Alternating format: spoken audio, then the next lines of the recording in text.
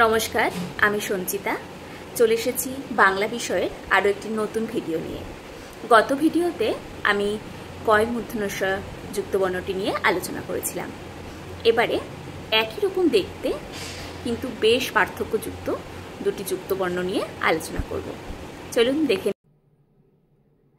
এই দুটি যুক্তবর্ণ দেখতে প্রায় একই রকম, তাই শিক্ষার্থীরা বেশিরভাগ ক্ষেত্রে এই যুক্তবর্ণটির পরিবর্তে এই যুক্তবর্ণটি ব্যবহার করে। শুধুমাত্র শিক্ষার্থীরা নয়, আমি অনেক ফ্লেক্স ব্যানারে এই যুক্তবর্ণটি ভুল ব্যবহার করতে দেখেছি। তাই আজকে আমার এই দুটি যুক্তবর্ণ নিয়ে ভিডিও। প্রথমে আমরা দেখব যে এই দুটি যুক্তবর্ণ কোন কোন ব্যঞ্জনবর্ণের সমন্বয়ে গঠিত। এই যুক্তবর্ণটি ইয় এবং বর্গীয় জ নিয়ে গঠিত। অন্যদিকে এই যুক্তবর্ণটি বর্গীয় জ ও ইয় নিয়ে গঠিত, অর্থাৎ দুটি যুক্তবর্ণে ইয় এবং বর্গীয় জ আছে। কিন্তু এদের প্রধান পার্থক্য, এই যুক্তবর্ণটিতে প্রথমে ইয় এবং পরে বর্গীয় জ, অন্যদিকে এই যুক্তবর্ণে প্রথমে বর্গীয় জ এবং পরে ইয়। তাই এই দুটি যুক্তবর্ণের নাম, লেখা এবং উচ্চারণ একদমই আলাদা। প্রথম যে যুক্তবর্ণটি, এটির নাম ইয় বর্গীয় জ এবং পরেরটি বর্গীয় জয় ইয়। এবার আসি লেখা। এই দুটি যুক্তবর্ণ লেখাও অনেকখানি ভিন্ন। চলুন দেখে নিই লেখা।